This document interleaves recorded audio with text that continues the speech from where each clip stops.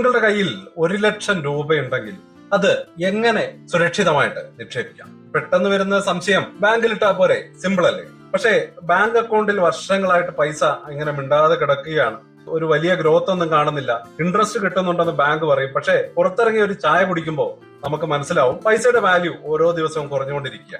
അപ്പൊ ഈ അവസ്ഥയിൽ നിങ്ങൾ ബാങ്ക് അക്കൗണ്ടിൽ നിക്ഷേപിക്കുന്നത് ഒട്ടും നല്ലതല്ലതാണ്. അപ്പോൾ എങ്ങനെയാണ് നമ്മൾ ഒരു നിക്ഷേപം നടത്തേണ്ടത്? നിങ്ങളുടെ കയ്യിലുള്ള പൈസ ലോസ് ആകുമോ എന്ന പേടി കാരണം എന്ത് ചെയ്യണമെന്നറിയാതെ ഒരു കൺഫ്യൂഷനിൽ നിങ്ങളും നിൽക്കുകയാണെങ്കിൽ ഈ വീഡിയോ നിങ്ങൾക്കുള്ളതാണ്. 1,00,000 രൂപ ഞാനൊരു എക്സാമ്പിളിന് വേണ്ടി പറഞ്ഞതാണ്. അത് 5 ലക്ഷമോ 10 ലക്ഷമോ എത്രയാണെങ്കിലും നിക്ഷേപിക്കേണ്ട രീതി ഒന്ന് തന്നെയാണ്. അപ്പോൾ ഈ 1,00,000 രൂപയെ നമുക്ക് blue chip, mid cap, ETF എന്നിങ്ങനെ 3 ആയിട്ട് തിരിച്ച് സിമ്പിൾ ആയിട്ട് നല്ല റിട്ടേൺ ഉണ്ടാക്കാൻ ഞാൻ നിങ്ങളെ ഹെൽപ്പ് ചെയ്യാം. ഇതൊരു റോക്കറ്റ് സയൻസ് ഒന്നുമല്ല, വളരെ സിമ്പിൾ ആണ്. വീഡിയോ മുഴുവനായിട്ട് കാണുക. നിങ്ങളുടെ പൈസ ഫ്യൂച്ചറിൽ സെക്യൂർ ആകാനുള്ള സ്റ്റെപ്പ് ബൈ സ്റ്റെപ്പ് കൃത്യമായിട്ട് നമുക്ക് പഠിക്കാം. Welcome to the eye opener video of തനം smart savings and investment solutions.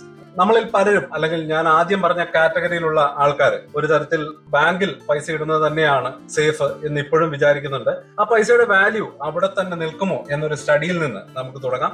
Inflation അഥവാ പണപ്പെരുപ്പം എന്ന വില്ലനെ നമ്മൾ കൃത്യമായിട്ട് മനസ്സിലാക്കേണ്ടതുണ്ട്. സിമ്പിൾ ആയിട്ട് പറഞ്ഞാൽ, കഴിഞ്ഞ വർഷം 10 രൂപയ്ക്ക് കിട്ടിയ ചായ ഇന്ന് നമ്മൾ 12 രൂപ കൊടുത്ത് കുടിക്കുകയാണ്. അപ്പൊ ചായയുടെ ക്വാളിറ്റി കൂടിയത് കൊണ്ടല്ല, നമ്മുടെ കയ്യിലെ 10ന്റെ വാല്യൂ കുറഞ്ഞത് കൊണ്ടാണ്. അപ്പൊ ഇതുപോലെ നിങ്ങളുടെ 1,00,000 രൂപ സാധാരണ സേവിങ്സ് അക്കൗണ്ടിൽ വെറുതെ ഇരിക്കുമ്പോൾ ബാങ്ക് നിങ്ങൾക്ക് ഒരു 3-4% ഇൻട്രസ്റ്റ് തന്നേക്കാം. എന്നാൽ നമ്മുടെ രാജ്യത്തെ ഇൻഫ്ലേഷൻ പലപ്പോഴും അതിന് മുകളിലാണ്. ഇതിന്റെ അർത്ഥം നിങ്ങളുടെ പൈസയ്ക്ക് ബാങ്ക് തരുന്ന ഇൻട്രസ്റ്റിനേക്കാൾ വേഗത്തിൽ അതിന്റെ പർച്ചേസ് പവർ, അതായത് വാങ്ങാനുള്ള കഴിവ് കുറഞ്ഞുകൊണ്ടിരിക്കുകയാണ്. ചുരുക്കി പറഞ്ഞാൽ നിങ്ങളുടെ പണം ചുരുങ്ങുകയാണ്. തീർച്ചയായിട്ടും അതിനേക്കാൾ കൂടുതൽ ഇൻട്രസ്റ്റ് വരുന്ന ഫിക്സഡ് ഡെപ്പോസിറ്റുകൾ ഉണ്ട്. അതിന് ഇൻഫ്ലേഷനെ ബീറ്റ് ചെയ്യാൻ പറ്റിയേക്കും. എന്നാൽ അതിലും നല്ല ഗ്രോത്ത് പൊട്ടൻഷ്യൽ ഉള്ള ഓപ്ഷനുകളാണ് നമ്മളിവിടെ മനസ്സിലാക്കാൻ ശ്രമിക്കുന്നത്. ഇൻഫ്ലേഷനെ തോൽപ്പിക്കുന്ന നല്ല റിട്ടേൺസ് തരുന്ന ഒരിടത്ത് പൈസ ഇൻവെസ്റ്റ് ചെയ്തില്ലെങ്കിൽ കാലം പോകുന്തോറും നമ്മൾ അറിയാതെ തന്നെ ഫിനാൻഷ്യലായിട്ട് പിന്നോട്ട് പോകും. അപ്പോൾ ഇൻവെസ്റ്റ്മെന്റിലെ ഗോൾഡൻ റൂളുകൾ നമ്മൾ ആദ്യമായിട്ട് മനസ്സിലാക്കേണ്ടതുണ്ട്. അപ്പോൾ എവിടെ ഇൻവെസ്റ്റ് ചെയ്യും എന്നതിലേക്ക് വരുന്നതിന് മുമ്പ് വളരെ ഇമ്പോർട്ടന്റ് ആയിട്ടുള്ള ചില റൂളുകൾ അല്ലെങ്കിൽ കാര്യങ്ങൾ ഞാൻ നിങ്ങൾക്ക് പറഞ്ഞു തരികയാണ്. ഇൻവെസ്റ്റ്മെന്റിന്റെ ഏറ്റവും പ്രധാനപ്പെട്ട നിയമം, don't put your all eggs in one basket. അതായത് നിങ്ങളുടെ മുഴുവൻ കാശും ഒറ്റ സ്റ്റോക്കിലോ അല്ലെങ്കിൽ ഫണ്ടിലോ കൊണ്ട് ഇൻവെസ്റ്റ് ചെയ്യരുത്. അതിന് എന്തെങ്കിലും സംഭവിച്ചാൽ നമ്മുടെ മൊത്തം ക്യാപിറ്റലും റിസ്കിലാവും. അതുകൊണ്ട് തന്നെ നമ്മൾ ഡൈവേഴ്സിഫിക്കേഷൻ എന്ന സ്ട്രാറ്റജിയെ കൃത്യമായിട്ട് ഉപയോഗിക്കണം. 1,00,000 രൂപയെ റിസ്കിന്റെയും ഗ്രോത്തിന്റെയും ബേസിൽ പലതായിട്ട് തിരിക്കുക. അപ്പോൾ അതാണ് ഇന്ന് നമ്മൾ ഈ ഒരു ഇൻവെസ്റ്റ്മെന്റ് മെത്തേഡിൽ ചെയ്യാൻ ശ്രമിക്കുന്നത്. രണ്ടാമതായിട്ട്, 1,00,000 രൂപയെ തരംതിരിക്കാനുള്ള ഒരു മോഡൽ എന്താണ്? നമ്മുടെ 1,00,000 രൂപയെ നമ്മൾ 3 ആയിട്ട് ഡിവൈഡ് ചെയ്യാൻ പോവുകയാണ്. 50%, 30%, 20%. ഈ റേഷ്യോയിൽ ഇതൊരു ജനറൽ മോഡൽ മാത്രമാണ്. നിങ്ങളുടെ പ്രായം, ഫിനാൻഷ്യൽ ഗോൾസ്, റിസ്ക് എടുക്കാനുള്ള കപ്പാസിറ്റി ഇവയനുസരിച്ച് ഈ റേഷ്യോയിൽ മാറ്റങ്ങൾ വരുത്താം. ഇനി സേഫ്റ്റിയുടെ ആ ഒരു അടിത്തറ എന്താണ്? ബ്ലൂ ചിപ്പ് ഫണ്ടുകൾ. 50,000 രൂപയാണ് നമ്മൾ ഈ ഒരു സെക്ടറിലേക്ക് മാറ്റി വെക്കുന്നത്. ഇൻവെസ്റ്റ്മെന്റിന്റെ ഏറ്റവും വലിയ ഭാഗം നമ്മൾ ബ്ലൂ ചിപ്പ് സ്റ്റോക്സിനോ അല്ലെങ്കിൽ ബ്ലൂ ചിപ്പ് മ്യൂച്വൽ ഫണ്ടിനോ വേണ്ടി മാറ്റി വെക്കുന്നു. എന്താണ് ഈ blue chip? Reliance, TCS, HDFC bank, Infosys, ഇതുപോലെ നമ്മുടെ നാട്ടിലെ ഏറ്റവും വലിയ, ഏറ്റവും സ്ട്രോങ് ആയിട്ടുള്ള, വർഷങ്ങളായിട്ട് മാർക്കറ്റിൽ തലയെടുപ്പോടെ നിൽക്കുന്ന കമ്പനികളാണ് ബ്ലൂ ചിപ്പ് കമ്പനികൾ. ഈ കമ്പനികൾക്ക് സ്ട്രോങ് ആയിട്ടുള്ള ബിസിനസ്സും സ്റ്റേബിൾ ആയിട്ടുള്ള വരുമാനവും മാർക്കറ്റിന്റെ ക്രൈസിസിനെ അതിജീവിക്കാനുള്ള കഴിവുമുണ്ട്. ഇവ കമ്പാരിറ്റീവ്ലി സേഫ് ആണ്. എന്നാലും ഒരിക്കലും താഴെ പോകില്ല എന്നൊന്നുമില്ല. ഏതൊരു ഇൻവെസ്റ്റിംഗിലും ഉണ്ടാവുന്ന ഒരു റിസ്ക് ഇവിടെയും കാണാം. ലോങ് ടൈമിലേക്ക് ഇവയിൽ നിന്ന് ഏകദേശം 10-12% ആനുവൽ ഗ്രോത്ത് പ്രതീക്ഷിക്കാം. അപ്പോ ഒരു ഹിസ്റ്റോറിക്കൽ ഡേറ്റ വെച്ചാണ് ഞാൻ ഈ ഒരു വാല്യൂസ് കാൽക്കുലേറ്റ് ചെയ്തിരിക്കുന്നത്. തീർച്ചയായിട്ടും ഉറപ്പല്ല, നമ്മുടെ ഇൻവെസ്റ്റ്മെന്റിന് സ്ട്രോങ് ഫൗണ്ടേഷൻ കൊടുക്കുക എന്നതാണ് ലക്ഷ്യം. തീർച്ചയായിട്ടും ഇത്തരത്തിലുള്ള സ്റ്റോക്കുകൾ നല്ല ഹെൽത്തി ആയിരിക്കും. ലോങ് ടൈമിൽ നല്ല സാധ്യതകൾ കാണാനും ഉണ്ട്.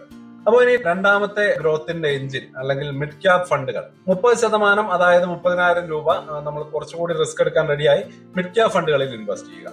പേര് പറയുന്ന പോലെ ബ്ലൂ ചിപ്പ് കമ്പനികളെക്കാൾ ചെറുതും എന്നാൽ അതിവേഗം ഗ്രോ ചെയ്യാൻ പൊട്ടൻഷ്യൽ ഉള്ളതുമായിട്ടുള്ള മീഡിയം സൈസ് കമ്പനികളാണ്. നാളത്തെ ബ്ലൂ ചിപ്പുകൾ ആകാൻ സാധ്യതയുള്ള സ്റ്റോക്കുകളൊക്കെയാണ് ഇവ.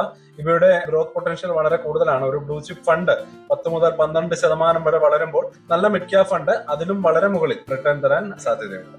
പക്ഷേ ഗ്രോത്ത് കൂടുതലുള്ളത് കൊണ്ട് റിസ്ക്കും കൂടുതലുണ്ട്. മാർക്കറ്റ് ഒന്നിടിഞ്ഞാൽ ബ്ലൂ ചിപ്പ് സ്റ്റോക്കുകൾ 10% താഴേക്ക് പോകുമ്പോൾ മിഡ് ക്യാപ് സ്റ്റോക്കുകൾ ചിലപ്പോൾ 25-30% വരെ താഴേക്ക് വന്നേക്കാം. അപ്പൊ അതുകൊണ്ടാണ് നമ്മുടെ ഇൻവെസ്റ്റ്മെന്റിന്റെ ചെറിയ ഭാഗം മാത്രം ഇതിലേക്ക് മാറ്റിവെക്കുന്നത്. അപ്പൊ ഈ റിസ്ക് മനസ്സിലാക്കി ഇൻവെസ്റ്റ് ചെയ്യുന്നവർക്ക് നല്ലൊരു പ്രോഫിറ്റ് കൊയ്യാനുള്ള ചാൻസ് ആണ് മിഡ് ക്യാപ് സ്റ്റോക്കുകൾ തരുന്നത്. അപ്പൊ ഇനി മൂന്നാമത്തെ ഭാഗം, ഡൈവേഴ്സിഫിക്കേഷന്റെ എളുപ്പ വഴി ETF.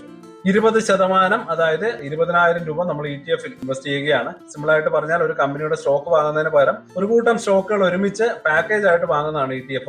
ഉദാഹരണത്തിന് Nifty 50 ETF വാങ്ങിയാൽ ഇന്ത്യയിലെ ടോപ്പ് 50 കമ്പനികളിൽ ഒരേ സമയം എമൗണ്ട് ഇൻവെസ്റ്റ് ചെയ്യുന്നതിന് തുല്യമാണ്.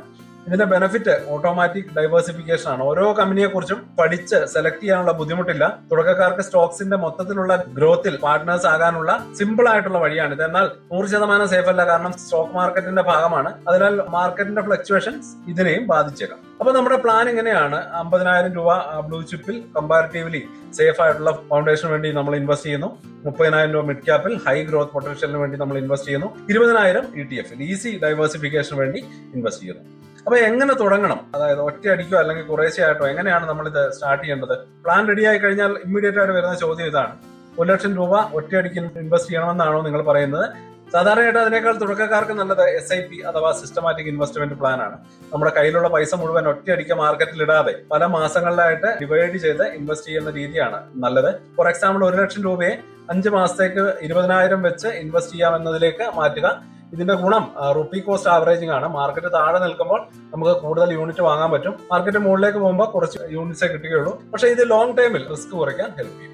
അപ്പൊ ഇത് ചെയ്യാൻ നിങ്ങൾക്ക് ഒരു ഡിമാറ്റ് അക്കൗണ്ട് വേണ്ടി വരും. പ്രത്യേകിച്ച് സ്റ്റോക്സും ETF വാങ്ങാൻ ഗ്രോയിഡയോ അല്ല സെറോദ, അസ്റ്റോക്സ് പോലെയുള്ള പ്ലാറ്റ്ഫോംസ് ഒക്കെ വഴി ഓൺലൈനായിട്ട് തന്നെ നിങ്ങൾക്ക് അക്കൗണ്ട് തുറക്കാം. മ്യൂച്വൽ ഫണ്ട് വാങ്ങാൻ ഡിമാറ്റ് നിർബന്ധമല്ല. ഫണ്ട് ഹൗസുകളുടെ വെബ്സൈറ്റിൽ നിന്ന് ഡയറക്റ്റ് ആയിട്ട് വാങ്ങാൻ കഴിയും. അപ്പോ ഇൻവെസ്റ്ററുടെ മൈൻഡ് സെറ്റ് എങ്ങനെയായിരിക്കണം എന്നുകൂടി നമ്മൾ മനസ്സിലാക്കേണ്ടതുണ്ട്. ക്ഷമയാണ് ഏറ്റവും വലിയ സ്ട്രാറ്റജി. നിങ്ങൾ പ്ലാൻ ഉണ്ടാക്കി ഇൻവെസ്റ്റ്മെന്റ് തുടങ്ങി, അതിനുശേഷം അടുത്ത സ്റ്റേജ് എന്താണ് എന്നുള്ളത് എല്ലാവർക്കും മനസ്സിലാവാത്ത, ചെയ്യാൻ ബുദ്ധിമുട്ടുള്ള ഒരു കാര്യമാണ്. അതാണ് ക്ഷമ. സ്റ്റോക്ക് മാർക്കറ്റ് ഒരിക്കലും ഒരു T20 മാച്ച് അല്ല, ടെസ്റ്റ് മാച്ച് പോലെയാണ്. ഇന്ന് ഇൻവെസ്റ്റ് ചെയ്ത് നാളെ കോടീശ്വരനാകുക എന്ന് വിചാരിക്കുന്നത് തികച്ചും തെറ്റായ കാര്യമാണ്. മിനിമം ഒരു 5 വർഷമെങ്കിലും നിങ്ങളുടെ പൈസയ്ക്ക് ഗ്രോ ചെയ്യാൻ സമയം കൊടുക്കണം. ഇതിനിടയിൽ മാർക്കറ്റ് താഴേക്ക് പോകുമ്പോൾ പാനിക് ആയിട്ട് പൈസ വിഡ്രോ ചെയ്യരുത്.